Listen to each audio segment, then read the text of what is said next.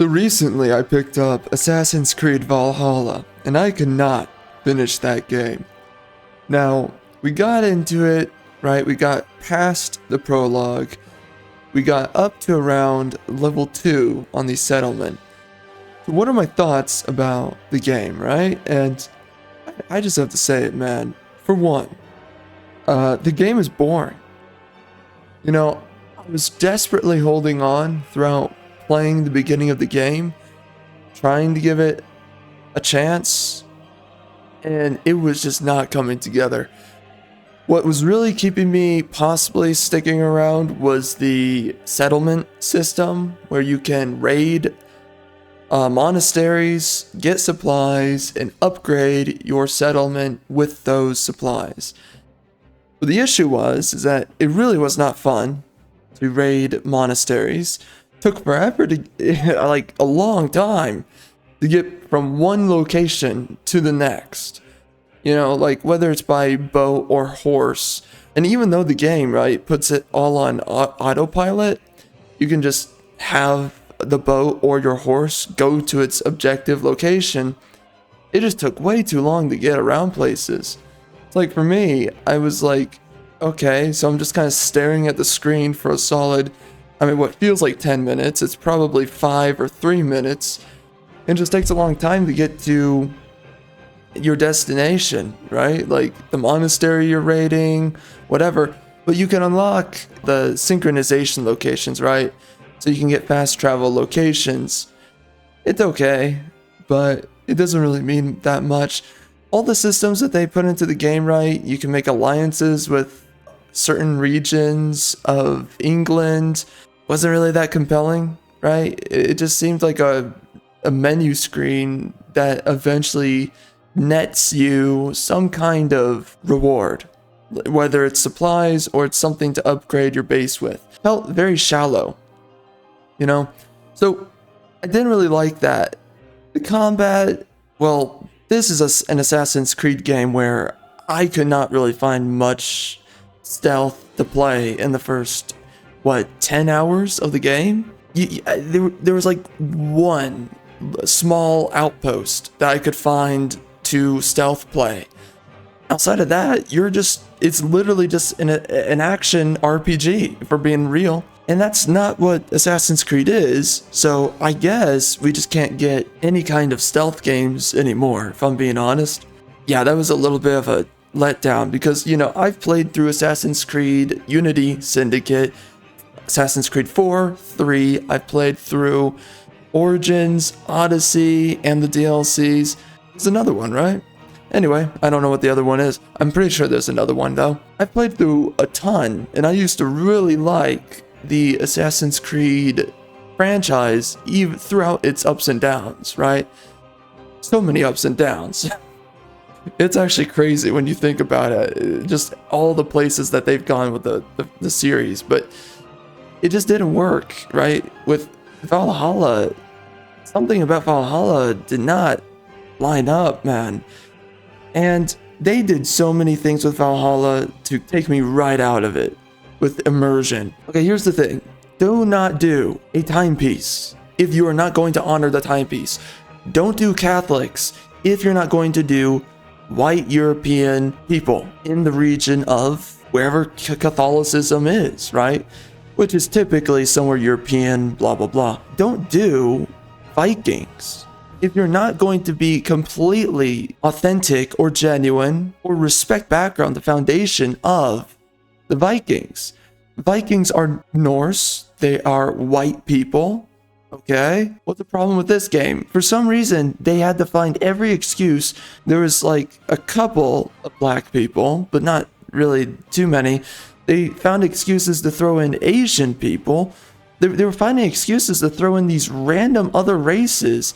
And I'm like, bro, you made a Viking game.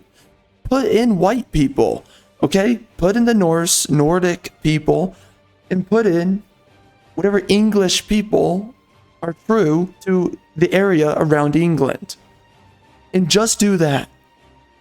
We have this issue nowadays where, for some reason, white stories, white properties can no longer be white. If I'm being real, You're not seeing a whole lot of attempts with like, what is it? Assassin's Creed Mirage, I believe. They didn't go out of their way to put white people in there. They didn't go out of their way to throw in a bunch of diversity. And no one's begging when you make a story within other regions that you throw in all these other random races for the sense of diversity points. It's completely unnecessary. But that's what they did in Assassin's Creed Valhalla. And then that honestly is the least of its sins. The worst of all is all the feminism that they throw in to Assassin's Creed Valhalla. Everywhere you go, there are female Vikings. Okay, absolutely unrealistic. That is a nonsensical idea. Men were the Vikings, women were the ones who were pillaged. End of story. This historical revisionism is ridiculous. It is ridiculous to throw it into a Viking story with Viking characters. It is a male world. And yet this is what they do. They throw in women. They make women fight on the battle lines with you. They behave and look like men. They don't look very effeminate. None of them look attractive. It's so ridiculous because they're sitting there and they're making battle cries and they're going into the freaking field of battle with you and other men. How you do not just get absolutely thrown out of immersion is beyond me. It's stupid. There is no reason to throw women into male roles. And this is something that modern gaming will not hold back on doing ever. So that alone just kills the story, because the story, if you judge this like a TV show, the story is flat, it's lame, it's not really imaginative, there's nothing really cool going on. Everything they do to take you out of it, to destroy the immersion, okay, well, now I'm not in it. Now I don't care. And the things within the pacing of the story, the things that they do not save themselves throughout the course of the story. It just falls flat from like hour one. And then as it keeps on going, there's nothing they do to redeem themselves. And they just keep on committing the sin of feminism throughout this Nordic story that they intended the game to be. And the other issue is that they literally will throw in female leaders everywhere, which again, not realistic. No one believes this. It's silly. It's stupid. They literally throw in a Jarl Sona. A Jarl Sona. A Jarl who's a woman. What the frick are you guys doing? It is absolutely asinine. But it's every excuse for woke developers to throw in their feminism, their politics. So the story means nothing the whole way throughout. The gameplay is not that enticing. It's really flat for an action RPG. I was bored like pretty much at hour 2 or 3 in the game, man. There's not enough RPG mechanics to keep me hooked in. Now, one thing I liked was the loot is unique, but here's the issue. Again, as I said earlier, all the distance between everywhere you go takes too long to get places, takes too long to get to the next core point, whether it's by boat or horse. It takes too long. So there's a huge issue with games where the loot system is get the same loot over and over and over again, just different colors, blah, blah, blah, the whole 9 yards. I'll just get the same crap over and over, just slightly different stats. Terrible, get away with that. But this game, what's one of the biggest issues that they commit with this game is that although the loot is unique, I like that, and you can upgrade the unique loot, there's not enough upgraded materials that you come into contact with. That's one issue. It's a lot of the issue with these types of games, right? With games where they spam you with loot, they typically spam you with upgraded materials, not all the time, but sometimes in certain games. And that it just doesn't make any sense, because it's like, why am I going through all the time to upgrade a bunch of items that I'm going to replace literally in the next 5 to 10 minutes? It makes no sense. The confluence of upgrade materials and the loot that you're getting, how long it takes to travel to the locations to get that loot, it's asinine. It makes no sense. Why do you design it like this? It's terrible. I have to give it to these developers, though. They make beautiful. Ubisoft has always been really great with the Assassin's Creed games, especially increasingly so across time. They typically make really beautiful locations. And England does look beautiful in Assassin's Creed Valhalla. So I have to give that to the game. But despite the game looking beautiful, the location, as I remember, there's not really this game does commit a little bit of the sin that, okay, you have great lighting, the graphical fidelity is mostly there, most things like the water looks great, the areas look great. There's certain areas though that are kind of low in texture resolution or texture fidelity. So whatever it is, there's not a lot for the graphics, for the engine, for the lighting to really work with. You have to have good textures, if good lighting and good graphics overall, right? The resolution, the pixelation.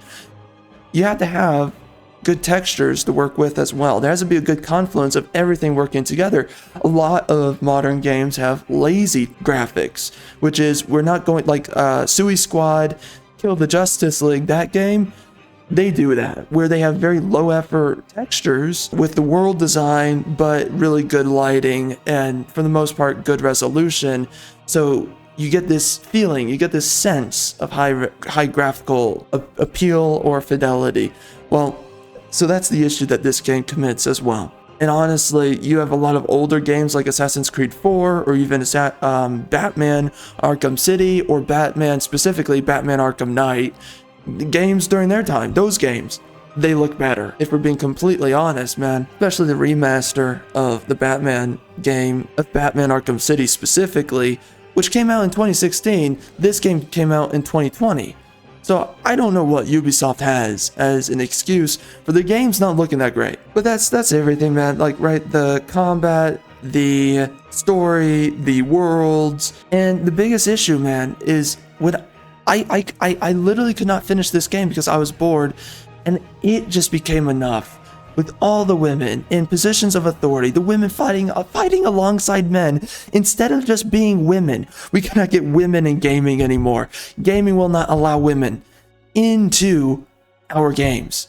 We have to now make women lesser men. We have to do this in every single game, or we have to make them exactly like men. They have to be as androgynous as possible. They look masculine. They have battle scars. They have all this stuff. This never happened in history. Women avoid conflict. That is literally the difference between men and women. And here, one of the core fundamental differences.